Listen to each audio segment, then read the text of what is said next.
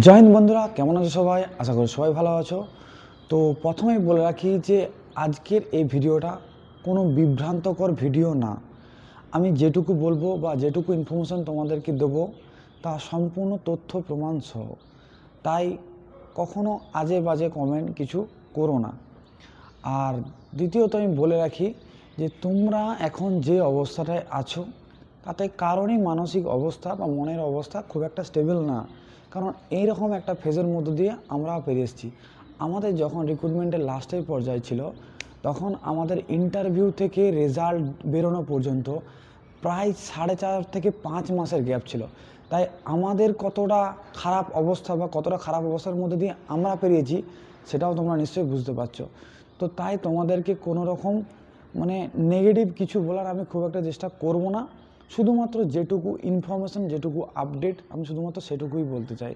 তো যাই হোক, এই সময়টা খুব একটা ভালো সময় তো বলবো না, কারণ সবার মধ্যে একটা টেনশন আছে বা মানসিক একটা চাপ আছে যে পাস করব কি করব না, এই একটা চিন্তা। তার উপরে আবার রেজাল্ট আরও দেরি করছে। তো পরীক্ষা দিয়েছো তোমরা, গ্রাউন্ড পাস করেছো, ইন্টারভিউ দিয়েছো, এখন রেজাল্টের দোরগোড়ায় এসে যদি রেজাল্ট না আসে তো সত্যি এটা ঠিকই যে কারোরই মনের অবস্থা ঠিক থাকে না। তো তোমাদেরকে বিভ্রান্ত আমি করতে চাই না। তো যেটুকু ইনফরমেশন আমি পেয়েছি বা আপডেট যেটুকু আছে আমি সেটুকুই শুধু তোমাদের কাছ থেকে তুলে ধরতে চাই। তো যাই হোক, তোমরা আপডেটটা দেখে নাও। তো তোমরা দেখতেই পাচ্ছ আমি এখন কলকাতা হাইকোর্টের যে অফিসিয়াল ওয়েবসাইট আছে সেই ওয়েবসাইটে আমি চলে এসেছি। তো এখানে ফার্স্ট কেস স্ট্যাটাসে যেখানে আছে এই কেস স্ট্যাটাসের মধ্যে দেখো 3 নম্বরে একটা অপশন আছে পার্টি নেম বলে।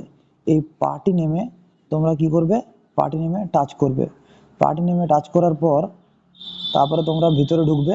ভিতরে ঢোকার পর এখানে দেখো পিটিশনারের নেম আছে। এই পিটিশনার নেমে যে জায়গাটা আছে তো এখানে তোমরা টাইপ করবে ওয়েস্ট বেঙ্গল পুলিশ। তো ওয়েস্ট বেঙ্গল পুলিশ এখানে টাচ করবে। এয়ারের জায়গায় 2026 লিখবে। আচ্ছা, পেন্ডিংকে সিলেক্ট করবে আর নিচে এখানে ক্যাপচা কোড দেবে। তো যাক, এটাকে প্রসেস করবে। প্রসেস করার পর তোমরা দেখো এখানে দেখতেই পাবে ভালো করে পরিষ্কারভাবে যে এখানে টোটাল নাম্বার অফ কেসেস দেখো এখানে কত আছে, টোটাল 9টা। টোটাল 9টা তোমাদের এখানে কেস পেন্ডিং হয়ে আছে। টোটাল 9টা এখানে কেস আছে, যার মধ্যে দেখো এখানে তোমরা কেসগুলো প্রত্যেকটা কেস এখানে দেখতে পাবে। তো আমি তোমাদেরকে একটা জিনিস দেখিয়ে দিচ্ছি। এখানে দেখো এই যে প্রথম যে কেসটা রয়েছে, এই প্রথম কেসটায় যখন আমরা ঢুকবো দেখো এখানে দেখতে পাবে এই কেসটা হয়েছে কখন, 28শে জানুয়ারি। এই 28শে জানুয়ারি এই কেসটা রেজিস্টার হয়েছে এবং এই কেসটার এতগুলো হিয়ারিং হয়েছে দেখতেই পাচ্ছ তোমরা। এখানে এতগুলো দেখো, এখানে এতগুলো হিয়ারিং হয়েছে এবং লাস্ট দেখো এখন লাস্ট হিয়ারিং ক তারিখ আছে, 23 তারিখ। অর্থাৎ আমি এটা 22 তারিখ ভিডিওটা শ্যুট করছি, মানে কালকে এটা লাস্ট হিয়ারিং আছে। তো এই গেল একটা তোমার। আচ্ছা, এরপর আমি ব্যাক চলে যাব।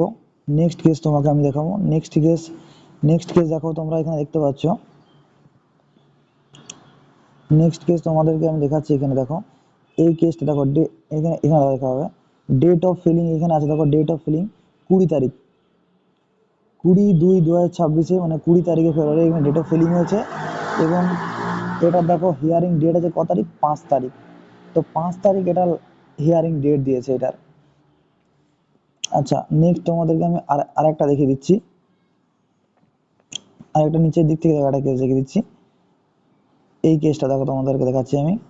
তো এই কেসটা দেখে তোমরা বুঝতে পারবে।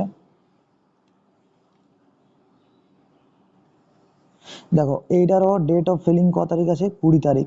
এবং এইটার দেখো হিয়ারিং আছে ক তারিখ, মার্চের 5 তারিখ। তো এই রকম করে তো আমি তোমাদেরকে আর বাকি বাকি কেসগুলো তোমাদেরকে আর দেখাচ্ছি না, তোমরা নিজেরা যেও এগুলো কিন্তু চেক করে নিতে পারো। এখানে টোটাল 9টা পেন্ডিং কেস আছে ওয়েস্ট বেঙ্গল পুলিশের আন্ডারে। তো যাই হোক, কেসগুলো খুলে দেখলে তোমরা ভালোভাবে বুঝতে পারবে। তো আমি যেটুকু দেখছিলাম যে কেস বলতে তোমাদের ওই হাইট ওয়েট নিয়ে যে 4জন আছে আর কি, 4জন যারা মেজারমেন্টে পিএমটি পিইটিতে যারা কেটে গেছিলো তাদের একটা কেস কালকে দেখছিলাম, আমি পড়ছিলাম। তো ওই কেসে ওরা ওরকম কেস করতে পারছে। সবারই অথরিটি থাকে যে তুমি এই সমস্ত এর ক্ষেত্রে তুমি কেস করতে পারো। তো যাই হোক, ওদের একটা কেস আছে। তো এক্ষেত্রে তোমাদেরকে আপডেটের কথা যদি বলতে হয় তো আমি তোমাদেরকে বলে রাখি, যেহেতু এতগুলো পেন্ডিং কেস আছে, হ্যাঁ, তার মধ্যে একটা ভালো খবর এটাই যে তোমাদের এই কেসগুলোর জন্য কোনো কিছু মানে রিক্রুটমেন্ট প্রসেসটার উপর কোনো স্টে অর্ডার কিন্তু আসেনি। তো এই স্টে অর্ডারগুলো যেহেতু আসেনি, তাই একটা ভালো খবর যে হ্যাঁ রেজাল্ট কিন্তু বেরোবে। কিন্তু সমস্যা একটাই, রেজাল্ট যদি পাবলিশ করে দেয়, রেজাল্ট যদি পিআরবি পাবলিশ করে দেয়, তো সেই ক্ষেত্রে তোমাদের সমস্যা যেটা হতে পারে যে পরবর্তীকালে এই কেসের জন্য আবার যদি কোনো কেউ নতুন করে আরো কেস করে দেয়, তখন কিন্তু তোমাদের রিক্রুটমেন্ট প্রসেসটার উপর স্টে অর্ডার হয়তো চলে আসতে পারে।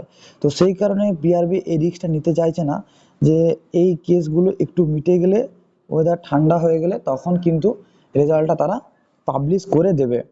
কিন্তু ঘটনা হচ্ছে একটাই যে সামনে তো ভোট ঘোষণা আছে।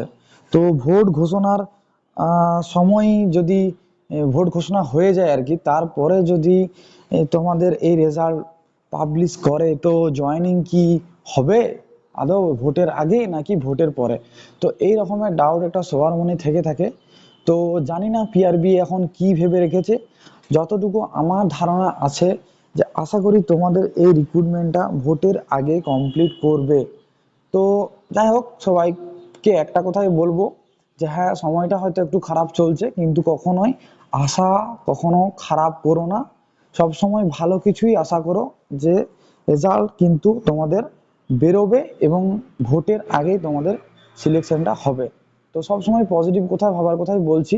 এই ফেজটা কাটিয়ে ওঠো, সবার মুখে হাসি ফুটুক, এটুকুই আশা করব। যাই হোক, নেক্সট কোনো আপডেট পেলে তোমাদেরকে আমি জানাবো। তো এখনকার জন্য বাই বাই।